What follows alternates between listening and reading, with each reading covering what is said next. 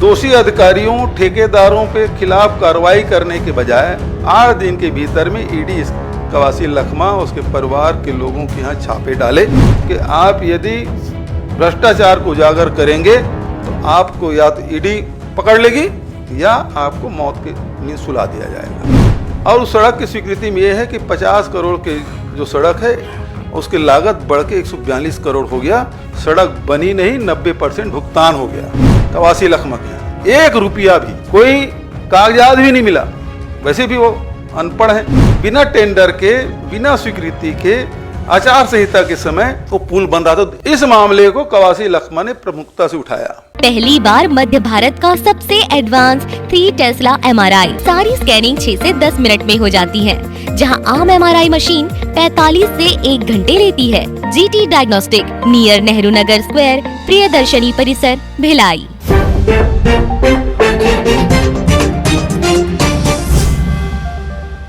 नमस्कार, मैं हूं मयंक चतुर्वेदी और आप देख रहे हैं तीरंदाज। अभी आपने प्रोमो जो देखा जिसमें छत्तीसगढ़ के पूर्व मुख्यमंत्री भूपेश बघेल, कवासी लखमा की गिरफ्तारी और बस्तर क्षेत्र के बीजापुर जिले के पत्रकार, NDTV के पत्रकार मुकेश चंद्राकर पर बयान दे रहे। भूपेश बघेल का कवासी लखमा और बस्तर के पत्रकार के बारे में बोलना लाजमी है, लेकिन यहाँ महत्वपूर्ण यह है कि ये प्रेस कॉन्फ्रेंस छत्तीसगढ़ में नहीं हो रही है, ये दिल्ली में की जा रही है। और दिल्ली में वास्तव में प्रेस कॉन्फ्रेंस का उद्देश्य छत्तीसगढ़ के मुद्दे नहीं था, मामला था मोहन भागवत के एक बयान का।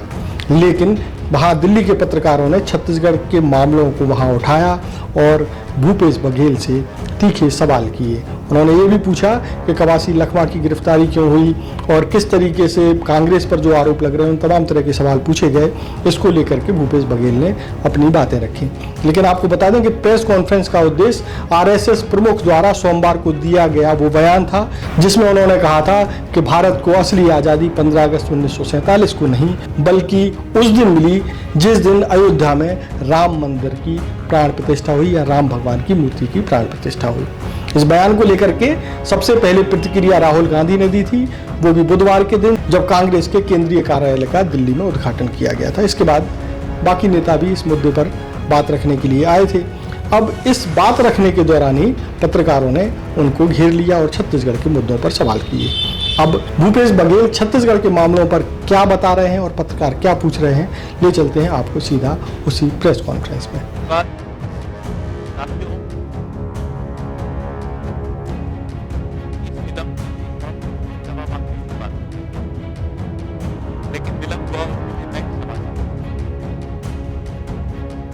एक बहुत महत्वपूर्ण दौर से हम गुजर रहे हैं। एक देश के इतिहास में ऐसा दौर जब आता है तो एक बड़ा भारी तूफान लाता है, परिवर्तन लाता है। पिछले 100 साल से एक संगठन, राष्ट्रीय स्वयंसेवक संघ, जिस तरह से उसकी भूमिका रही है इस देश को कमजोर करने में, इस देश के आंदोलनों को कमजोर करने में, वो किसी से छिपा नहीं है। वो इतिहास न मिटा जा सकता है, न बदला जा सकता है, न फिर से लिखा जा सकता है। वो इतिहास में दर्ज है। आजादी के आंदोलन में भारत छोड़ो आंदोलन का एक बहुत महत्वपूर्ण उसकी भूमिका रही थी। उस वक्त श्यामा प्रसाद मुखर्जी ने कैसे चिट्ठियां लिखी थी अंग्रेजों को और लिखा कि कैसे इस आंदोलन को कमजोर करना है, उसके बारे में अपने सुझाव दिए उन पत्रों के माध्यम से। वो सब इतिहास में दर्ज है। लेकिन संविधान की स्थापना के बाद भी ये संविधान के खिलाफ कैसे षड्यंत्र रचते रहे वो आप लोगों से नहीं छिपा। अभी परसों संघ प्रमुख मोहन भागवत ने जिस तरह की टिप्पणी की कि आजादी 1947 में नहीं मिली थी, अब जाकर मिली। इससे पहले ये टिप्पणी मंडी की सांसद ने किया, तब वो अभिनेत्री थी, उनको पुरस्कार के रूप में सांसद बना दिया गया। ये इनके मन में संविधान के प्रति जो दुर्भावना है वो आपको बार बार दिखाई देती है। इस पे मैं ज्यादा समय नहीं लूंगा। मैं हमारे वरिष्ठ सहयोगी, छत्तीसगढ़ के पूर्व मुख्यमंत्री और हमारे वरिष्ठ नेता भूपेश बघेल साहब से आग्रह करूंगा कि इस पर वो आगे और आपसे वार्ता करें।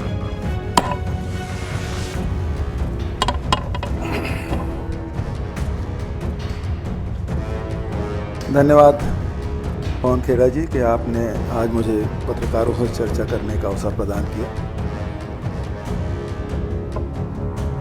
इस कार्यक्रम में पत्रकार वार्ता में उपस्थित सभी पत्रकार साथियों का मैं स्वागत करता हूं। मुख्य रूप से जो बात आदरणीय खेड़ा जी ने कही है, वहीं से इसकी शुरुआत। मोहन भागवत जी आरएसएस के प्रमुख हैं और उन्होंने कहा कि आज़ादी राम मंदिर निर्माण के बाद हमें मिला। दरअसल ये वाक्य उनका ये स्पष्ट करता है कि वो संविधान को नहीं मानते। इसका दूसरा अर्थ ये भी हुआ कि आज़ादी की लड़ाई में हमारे पूर्वजों ने, पुरखों ने लाखों की संख्या में जो लड़ाई लड़ी। मोहन भागवत के बयान पर कल हमारे नेता रावल देते हुए उन्होंने कहा कि यदि यही बात दुनिया के किसी और देश में कही गई होती तो उनके खिलाफ एफआईआर दर्ज हो चुका होता और उसे गिरफ्तार कर लिया गया होता। लेकिन दुर्भाग्य कि ऐसा नहीं हुआ और मोहन भागवत जी और उसके संगठन के लोग संविधान के बारे में समय समय पर बयान देते रहे। उससे स्पष्ट हो जाता है कि वो संविधान को नहीं मानते, संविधान को बदल देना चाहते हैं। उनके सांसदों तक ने कहा कि हम संविधान बदलेंगे। ये इस बात से स्पष्ट हो जाता है कि मोहन भागवत जी संविधान को नहीं मानते। वो तिरंगा को भी अंगीकार, उनको 52 साल लगे तिरंगा को अंगीकृत करने में। आरएसएस का इतिहास जिस प्रकार से आप सब जानते हैं कि जब लाखों भारतीय अंग्रेजों के खिलाफ लड़ाई लड़ रहे थे, ते उनके साथ भागीदार के रूप में काम कर रहे थे अंग्रेजों के साथ। ये हिटलर और मुसोलिनी के विचारों के मानने वाले लोग हैं, उस रास्ते पे चलने वाले लोग हैं। ये असहमति को भी बर्दाश्त नहीं कर सकते, उनको विरोधियों के तहत कुचल देना चाहते हैं, दबा देना चाहते हैं। इस विचारधारा के लोग हैं। आदरणीय साथियों, केंद्र में भाजपा की सरकार है, बहुत सारे राज्यों में भी है। दरअसल ये सरकार आरएसएस की सरकार है, क्योंकि संविधान में तो न्याय की बात है, समानता की बात है, लोकतंत्र की रक्षा करने की बात है, और आरएसएस इन विचारों को मानती नहीं है। और वही काम लगातार जो भारतीय जनता पार्टी की सरकार है वो लगातार कर रही है। इनका पक्षपाती एजेंडा से देश क्या दुनिया भली भांति परिचित हो चुकी है। और लगातार अभी जिस प्रकार से राहुल जी ने जो बयान दिया, उसके भाषण को तोड़ मड़ोड़ के लोग, चाहे जेपी नड्डा जी हों चाहे और कोई हो, वो इसकी व्याख्या गलत ढंग से कर रहे हैं। भारतीय संविधान के अनुच्छेद 12 में राज्य का अर्थ उसके संस्थानों के रूप में परिभाषित की गई है। अब जितने भी जो न्याय, समानता और लोकतंत्र की रक्षा करने की जिम्मेदारी इन संस्थाओं की है, उसको ये लोग कब्जा कर लिए हैं। आप देख सकते हैं किस प्रकार से निर्वाचन आयोग की भूमिका रही है, किस प्रकार से भारतीय जनता पार्टी के लोग लोकसभा सत्ता में होते हुए लोकसभा नहीं चलने दे रहे हैं, किस प्रकार से ईडी, आईटी, सीबीआई का दुरुपयोग हो रहा है। और इसीलिए तो राहुल जी ने कहा कि लड़ाई हमको इन संगठनों से भी है। स्टेट का मतलब ही यही है कि उनके जो अनुच्छेद 12 में जो परिभाषित किया गया है, उससे स्पष्ट है कि इन संस्थानों में ही उनकी शक्तियां हैं और उन शक्तियों को या तो काबिज कर लिए हैं या उन्हें डरा धमका के अपने अनुरूप फैसला करा रहे हैं। तो इसलिए जो हमारी लड़ाई है केवल आरएसएस या बीजेपी से नहीं, बल्कि जो इस संगठन को कब्जा कर लिए हैं, जो हमें न्याय दिलाती है, जो हिंदुस्तान की जनता को न्याय दिलाती है, उस पर कब्जा कर लिए, उनके खिलाफ भी हमारी लड़ाई है। और इसको लगातार ये लोग दूसरे ढंग से परिभाषित करने के, दूसरे ढंग से व्याख्या करने की कोशिश कर रहे हैं, जो निंदनीय है। कम से कम आरएसएस और बीजेपी के लोग कांग्रेस के कार्यकर्ता, कांग्रेस के नेताओं को देशभक्ति के पाठ ना पढ़ाएं, हमें ना सिखाएं देशभक्ति क्या है। वो तो हमने देख लिया कि आजादी की लड़ाई में आपकी भूमिका क्या रही है, कि देश के आजादी के दीवानों के साथ आप थे या फिर अंग्रेजों के साथ थे। ये पूरा देश ने देखा है।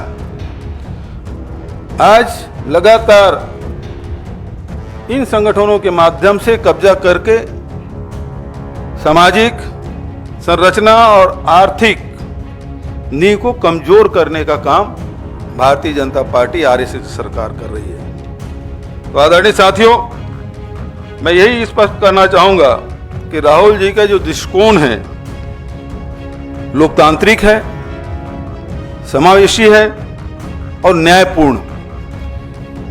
ये जो मूल सिद्धांत है, इसको लेकर आगे बढ़ रहे हैं और इन सिद्धांतों के खिलाफ जो भी सामने होगा या जो भी रोड अटकाएगा, उसके खिलाफ कांग्रेस पार्टी और हमारे नेता राहुल जी लड़ाई लड़ते रहेंगे। अब आपके तरफ से कोई सवाल हो तो सादर आमंत्रित। जो फाइट है उसको लड़ा है, ठीक है। दूसरी बात ये कह रहे हैं कि इनके खिलाफ जो है एफआईआर दर्ज होना चाहिए था, तो कांग्रेस प्रैक्टिकल क्यों नहीं कदम उठाती है कि खुद ही वो एफआईआर दर्ज करे। जो वक्तव्य आया है आरएसएस के चीफ का जो है, तो आप खुद क्यों नहीं ये करते हो? क्योंकि आप लोग कह रहे हो कि हमने जो है आज़ादी की लड़ाई लड़ी थी, वी लेड द फाइट, और उसी को जो है नकारा जा रहा है। देखिए, आज़ादी की लड़ाई सबने मिल के लड़ी, उसमें आरएसएस शामिल नहीं था। केवल कांग्रेस पार्टी ने नहीं, बहुत सारे लोगों ने लड़ाई लड़ी, मैंने वो कहा। दूसरी बात यह है कि एफआईआर करने के बाद कौन एफआईआर करेगा? क्या मोहन भागवत के खिलाफ एफआईआर करने की दिल्ली पुलिस की ताकत है? इतना सहज मानते हैं आप?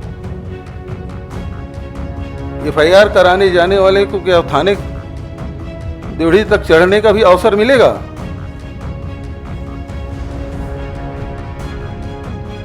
राहुल गांधी जी बोले कि वो कहीं और होते तो उन पर मुकदमा दर्ज होता, पर अगर हम लोग देखें कि जिस तरह से जब भी आरएसएस या मोहन भागवत पर प्रतिक्रिया कांग्रेस देती है, जो आपके बाकी घटक दल हैं उनकी अलग राय होती है इस पे। अभी हाल ही में शरद पवार साहब ने आरएसएस की भूरी भूरी प्रशंसा की।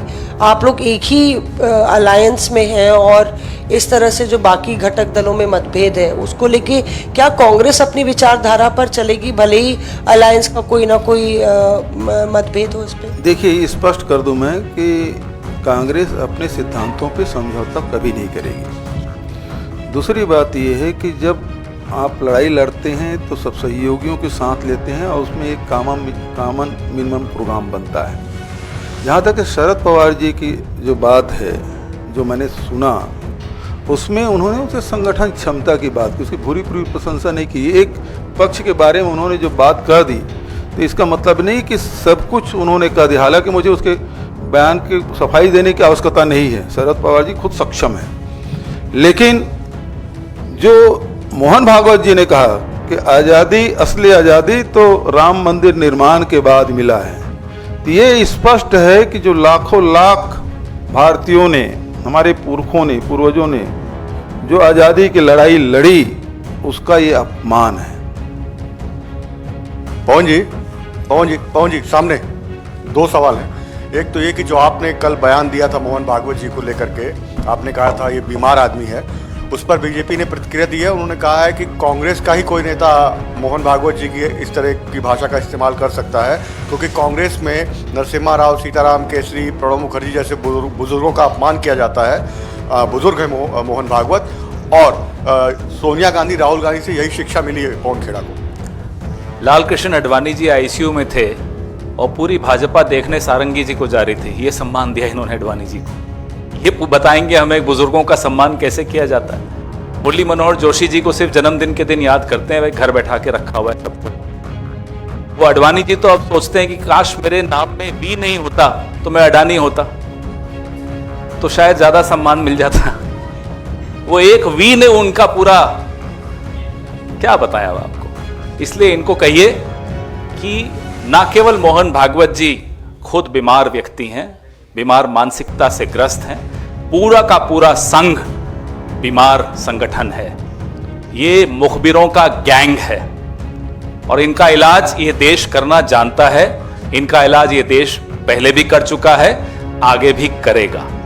एक और सवाल है, सुप्रीम कोर्ट ने कहा है कि ईडी का काम सिर्फ लोगों को गिरफ्तार करके जेल में डालना है, ऐसा हम बर्दाश्त नहीं करेंगे। एक तरीके से सुप्रीम कोर्ट ने सवाल खड़ा किया ईडी की कार्रवाई। तो जब राहुल गांधी कह रहे हैं कि पूरे स्टेट पे इन्होंने कब्जा किया है, तो क्या गलत कह रहे हैं? अभी आपने बघेल साहब से बोला कि एफआईआर क्यों नहीं कराते, बघेल साहब ने बिल्कुल बढ़िया जवाब दिया और एक उदाहरण बघेल साहब ने दिया कि अगर आप एफआईआर तक नहीं करा सकते उस व्यक्ति के, मोहन भागवत के खिलाफ, तो बताइए स्टेट पे इनका कब्जा है या नहीं है?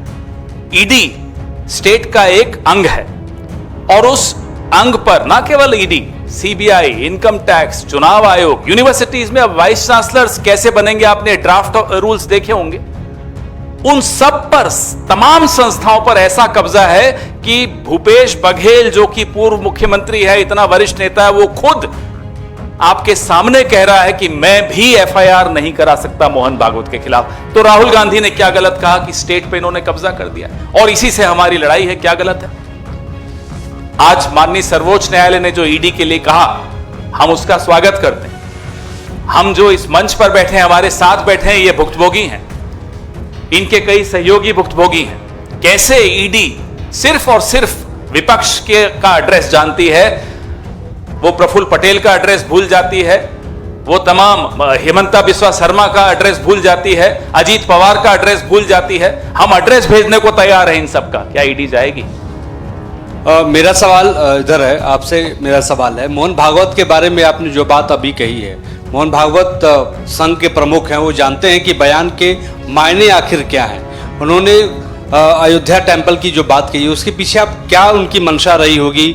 क्या वो किसी बहुसंख्यक समाज को लुभाने की कोशिश कर रहे थे? आपको क्या लगता है? दूसरा सवाल आपसे एक और है कि आपके ही प्रदेश में जो है कवासी लखमा के ऊपर कार्रवाई ईडी ने की है, उनको गिरफ्तार लेकर केस में किया है, इस पर क्या आप सोचते हैं, क्या कहें? पहली बात तो मोहन भागवत जी के बारे में जो सवाल आपने पूछा है, उससे स्पष्ट है कि वो देश की आज़ादी की लड़ाई को मानते ही नहीं। वो अंग्रेजों की पिट्ठू संगठन के प्रमुख हैं जो आज भी उसी रास्ते पे चल रहे हैं। तो ये वर्तमान पीढ़ी को ये बताना चाहते हैं कि आज़ादी अभी मिली। और दूसरी बात है जो संविधान, आज़ादी 1947 में मिला, 1950 में संविधान बना, इन दोनों चीज़ को वो नकार रहे हैं। इसका मतलब ये है कि देश के इस संविधान के तहत चाहे वो महिला हो, चाहे मजदूर हो, चाहे अनुसूचित जाति हो, जनजाति हो, पिछड़े वर्ग के लोग हों, चाहे श्रमिक हों, चाहे वो किसान हो, जो इसके तहत जिनको अधिकार मिला हुआ है, उस संविधान को ये नहीं मानते, ये स्पष्ट है। दूसरी बात, जो कवासी लखमा के बारे में 2021-22 की घटना है, ईडी ने कार्रवाई की और 3 साल हो गए, 21-22 करें तो 25 लग गया, 3 साल बाद उसकी गिरफ्तारी हुई। अभी 16 दिसंबर से लेके 20 दिसंबर तक के विधानसभा सत्र था।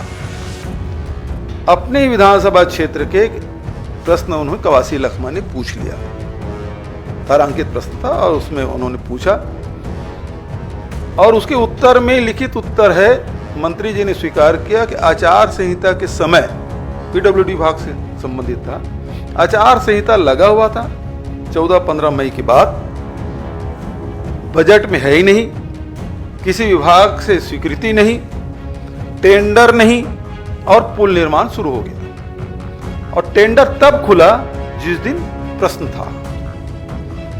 तो भ्रष्टाचार को उजागर उन्होंने किया। बिना टेंडर के, बिना स्वीकृति के, आचार संहिता के समय वो पुल बन रहा था, एक नहीं दो पुल। इस मामले को कवासी लखमा ने प्रमुखता से उठाया। सरकार दोषी अधिकारियों, ठेकेदारों पे खिलाफ कार्रवाई करने के बजाय 8 दिन के भीतर में ईडी कवासी लखमा और उसके परिवार के लोगों के यहाँ छापे डाले। छापे में 1 रुपया भी नहीं मिला कवासी लखमा के यहाँ, 1 रुपया भी, कोई कागजात भी नहीं मिला। वैसे भी वो अनपढ़ हैं, उनके यहाँ कोई कागजात भी नहीं मिला। और उसके बाद उसको गिरफ्तार कर लिया गया। इसलिए गिरफ्तार किया गया कि उन्हें भारतीय जनता पार्टी की सरकार, तो विष्णु देसाई की सुशासन वाली सरकार, उसके भ्रष्टाचार को उन्होंने उजागर किया। और बात यहीं तक नहीं रुकी। आप देखेंगे कुछ दिन बाद एक पत्रकार मुकेश चंद्रकार केवल उस सड़क के मामले में, उस सुकमा जिला या बीजापुर जिला में ऐसे सड़क जो सेंट्रल गवर्नमेंट से स्वीकृत है, LW क्षेत्र में जो फेज 1 फेज 2 में जो स्वीकृत किए, उस सड़क की स्वीकृति, और उस सड़क की स्वीकृति में यह है कि 50 करोड़ के जो सड़क है उसकी लागत बढ़ के 142 करोड़ हो गया। सड़क बनी नहीं, 90% भुगतान हो गया। उसके मुंह हमेशा के लिए बंद करा दिया गया। प्राणों से हाथ धोना पड़ा मुकेश चंद्राकर। तो ये बस्तर के 2 जिले की घटना कि आप यदि भ्रष्टाचार को उजागर करेंगे तो आपको या तो ईडी पकड़ लेगी या आपको मौत की नींद सुला दिया जाएगा। ये स्थिति है। सर इधर जी सर, एक तो आज एक मुंबई में बड़ी घटना जो हुई है, जाने माने अभिनेता सैफ अली खान पर हमला हुआ है, हालांकि अभी जांच जारी है, इस पर आप क्या कहना चाहेंगे? और साथ में दिल्ली में बीजेपी के नेता कपिल मिश्रा हैं, वो नामांकन के लिए आज गए, तो उनके नामांकन रैली में कटेंगे तो बटेंगे वाले जो पोस्टर हैं वो नजर आए, तो इन दोनों चीजों पर आपका जवाब। पहली बात यह है कि मुंबई जैसे शहर में अब कोई सुरक्षित नहीं रहा। 11वें मंजिल में जाके रात को 2:30 बजे उसके घर कंपार्टमेंट में जाके उस पर हमला कर दे, इसका मतलब है कि मुंबई अब आम लोगों के लिए सुरक्षित नहीं रहा। अभिनेता जो है वो सुरक्षित नहीं, तो दूसरे लोग कहाँ सुरक्षित रहेंगे? ये डबल इंजन की सरकार में अब कोई सुरक्षित नहीं है, इस बात को समझ लीजिए। छत्तीसगढ़ में पत्रकार सुरक्षित नहीं है, वहाँ अभिनेता सुरक्षित नहीं है। बाबा सिद्दीकी की भी गोली मार दी गई। दूसरा, जो कटेंगे बटेंगे, तो ये इनका शुरू से ही रवैया यही रहा है कि समाज को बांटो और अपने हित में वोट लो, सेवा करके नहीं। सेवा इनके कहीं इनके परिभाषा में नहीं आता, सेवा शब्द कोश में नहीं। ये लोगों की सेवा करके जीवन ऊपर उठा के ये वोट नहीं मांग सकते। प्रेम भाईचारा है ही नहीं, घृणा, नफरत, हिंसा इसके शब्दकोश में है, और वही उन्होंने जिसका आपने नाम लिया वो कर रहे हैं। धन्यवाद, थैंक यू सर। एक सवाल पवन जी आपसे, आपने कहा कि इस तरह का बयान जो मोहन भागवत ने दिया, पहले किसी अभिनेत्री ने दिया, वो उनको सांसद बना दिया गया। अब मोहन भागवत जी ने यह बयान दिया है, उन्हें क्या बनाया जाएगा? आपको क्या लगता है, क्या फायदा होने वाला है? वो एक सांस्कृतिक संगठन है, गैर पंजीकृत सांस्कृतिक संगठन है, जिसने, जैसा कि बघेल साहब ने बताया, 50 साल तक आजादी के बाद तिरंगा नहीं फहराया था। 26 जनवरी 2001 को दिलीप चट्टानी, बाबा मेंढे और 4 साथी घुस गए रेशम बाग के इनके मुख्यालय में और उन्होंने तिरंगा फहराया। उन पर केस किया आरएसएस ने, उनको जेल में डाला। नागपुर की अदालत से वो जीतकर फिर बाहर निकले। वहां तिरंगा फहराने के लिए भी इस देश के नौजवानों को संघर्ष करना पड़ा, और वो रिमोट कंट्रोल लेकर बैठे हैं सरकार की, by one get one free. आपने वोट दिया बीजेपी को, सरकार चला रहा है नागपुर, तो वो किसी को क्या बनाएंगे वो आपके सामने है। लेकिन हमारी शिकायत यह है कि इस लोकतंत्र को, इस संविधान को हासिल करने के लिए, जैसा कि बघेल साहब ने बताया, लाखों लोगों का बलिदान था। उस बलिदान को हम व्यर्थ नहीं जाने देंगे। अब ये गवर्नमेंट, ये स्टेट की सारी मशीनरी एक ऐसे गैर पंजीकृत संगठन के हाथ में आ जाए, उसकी कठपुतली बन जाए, ये बर्दाश्त नहीं होगा। इसके लिए हम सड़क पर हैं, रहेंगे, लड़ेंगे। बोलो बोलो। एक minute, my question to you, you know that Hindenburg research has been shut down. Now, does it impact in any way your charges or your accusations against Well, the Adani party group? which is celebrating its closure is the BJP. I don't know how a political party gets affected by a whistleblower shutting shop. So, this exposes all the accusations that we've always made, that there is something the BJP has to hide. And since morning you see all the journalists also who are pro-BJP are celebrating. As far as the Congress party is concerned, we are absolutely sure that our charges against Gautam Adani and against all the misuse of power that Mr. Narendra Modi has done to support and favor his friend stay there. We will continue to expose them. Even before Hindenburg, Congress party kept exposing them. So I don't know why. Yes, I know the BJP is celebrating. They are celebrating. I don't know why. Ask them why are they celebrating. भाई, एक राजनीतिक दल है जिस पर प्रभाव पड़ा Hindenburg के बंद होने का, बड़ा खुश है, वो है भारतीय जनता पार्टी। अब हम 140 साल पुरानी पार्टी, लगातार आपके सामने हिंडनबर्ग का जब हमने नाम नहीं सुना, उससे पहले से हम आपके सामने एक्सपोज कर रहे थे गौतम अदानी और नरेंद्र मोदी की जो गठजोड़ है, जो जुगलबंदी है, जिसके तहत खदानें दी जा रही हैं, जिसके तहत हवाई अड्डे दिए जा रहे हैं, पोर्ट्स दिए जा रहे हैं, पावर सेक्टर दिया जा रहा है, डिफेंस सेक्टर दिया जा रहा है, आपके सामने हम लगातार ला रहे हैं। अब एक हिंडनबर्ग के आने से या जाने से तो न हमारे प्रेस कॉन्फ्रेंसिस पर या हमारे आंदोलनों पर या हमारे नैरेटिव पर प्रभाव पड़ा, लेकिन जिस पर प्रभाव पड़ रहा है भारतीय जनता पार्टी पर, वो सुबह से दिख रहा है। उनके और साथी भी हैं, पत्रकार साथी, वो भी बड़े खुश हो रहे हैं। ये हमें समझना है और देश भी देख रहा है कि किसी विसल ब्लोअर के जाने से खुश कौन हो रहा है। तो ये थे भूपेश बघेल, जो कि दिल्ली में छत्तीसगढ़ की बात कर रहे हैं, कांग्रेस पर जो आरोप लग रहे हैं उसके जवाब दे रहे हैं। आगे भी हम आपको राजनीति से जुड़ी हुई खबरों से अपडेट करते रहेंगे। तब तक आप तीरंदाज को जरूर सब्सक्राइब कर लें और बेल आइकन को प्रेस कर लें। नमस्कार। स्पर्श multi speciality hospital full time विशेषज्ञों की देखरेख में पैथोलॉजी और डायग्नोस्टिक की बेस्ट इन क्लास सुविधा, साथ ही दे रहा है न्यूनतम दर पर हेल्थ पैकेज की सुविधा। स्पर्श मल्टी स्पेशलिटी हॉस्पिटल, एक एहसास अपनेपन का। तीरंदाज।